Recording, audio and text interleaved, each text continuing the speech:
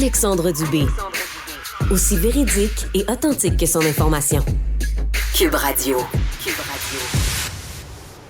Vous êtes déjà fait cruiser dans une pharmacie? Est-ce que c'est déjà arrivé? On entend toutes sortes d'histoires à l'épicerie, au gym, entre l'allée des fruits et des légumes. Ça a l'air que dans une pharmacie de Sherbrooke, un laboratoire pharmaceutique, il y a un technicien qui aurait utilisé le numéro de téléphone cellulaire d'un client. Un numéro de téléphone cellulaire à l'intérieur du dossier personnel du client pour lui adresser des messages textes à caractère inapproprié dans les circonstances. Et la victime dans cette histoire surprenante s'appelle Patrick Plamondon. Il a raconté son histoire à nos collègues de TVA Nouvelles. Voici d'ailleurs un extrait de son témoignage. Dans le texte, c'était assez clair. Il avait flashé sur moi puis il voulait que ça y aille plus loin. Là. Moi, j'allais là pour chercher des médicaments, point, barre. Puis là, qui me texte, qui réussissent à trouver mon numéro dans le système de la pharmacie. Ça se peut pas.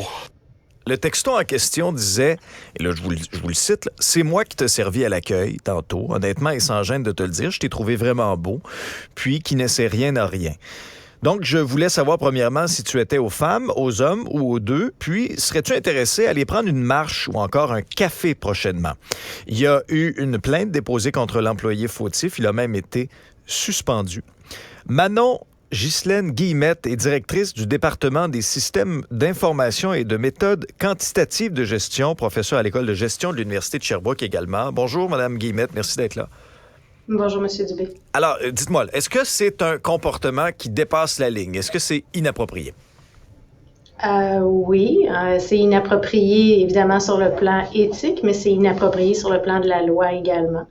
On ne peut pas utiliser des renseignements personnels comme ça lorsqu'on est un employé, que ce soit une pharmacie ou n'importe quelle autre entreprise. Là. On ne peut pas utiliser une information personnelle qui nous a été transmise à des fins personnelles, en fait. Hein. L'employé l'a utilisé pour lui-même.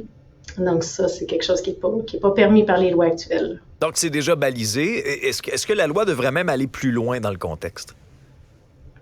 En fait, la loi est quand même assez claire. Là. C'est sûr que ce que la loi dit, c'est qu'on ne peut pas utiliser des renseignements personnels, donc par exemple un numéro de téléphone, à d'autres fins que celles pour lesquelles ils nous ont été confiés. Donc, comme entreprise, si je suis une pharmacie et que je récupère le numéro de téléphone d'un client, le client, il a consenti à peut-être le pharmacien le rappelle si jamais il y a des problèmes avec les médicaments, à ce que ça serve à retrouver son dossier facilement dans un système informatique, par exemple.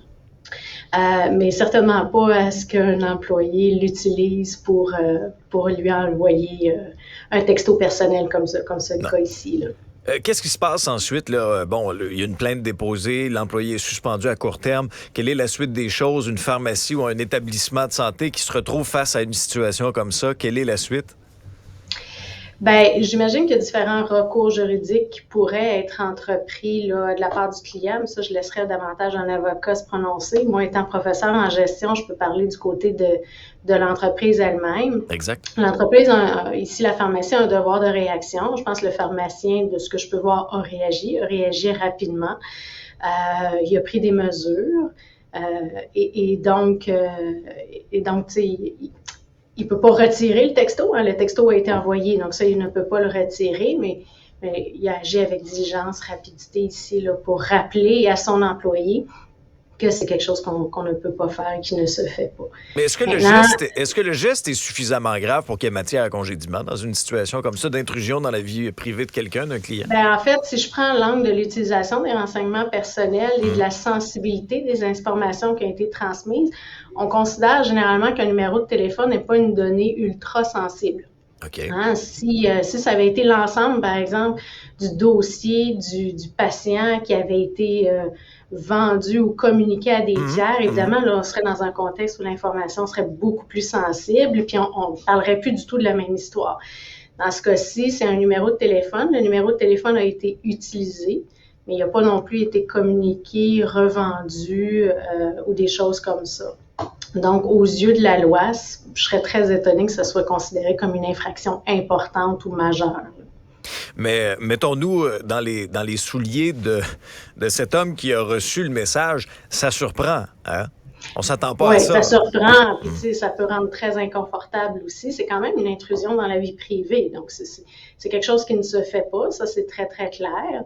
La personne peut très bien ne pas avoir apprécié recevoir ça, puis tu sais, on le sait, là, faut pas prendre à la légère ce genre de comportement-là.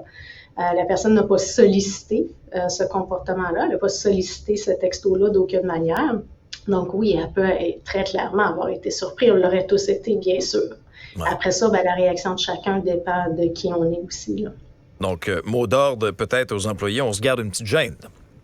Bien, c'est ça. Maintenant, ce que le pharmacien pourrait faire pour vraiment prendre en considération ce qui est prescrit par les lois en vigueur, ben là, c'est de rappeler à l'ensemble de son personnel comment on doit protéger les renseignements personnels. La loi 25 qui entre en vigueur cette semaine va même lui demander de créer des politiques et de les mettre en application sur tout ce qui entoure la gestion des renseignements personnels. Donc, comment on recueille les informations personnelles, comment on peut ou non les utiliser, comment on les protège, comment on les stocke et éventuellement comment on les détruit. Donc, si le pharmacien, dans ce cas-ci, ben, j'imagine qu'il a rappelé à tout le monde que c'est quelque chose qui est inacceptable et qu'on ne peut pas faire. Oui, et les nouvelles exigences, donc, qui vont mieux baliser tout ça, arrivent le 22 septembre. Très bien. Merci beaucoup, professeur. Ça fait plaisir. Bonne journée. Au revoir. Ce balado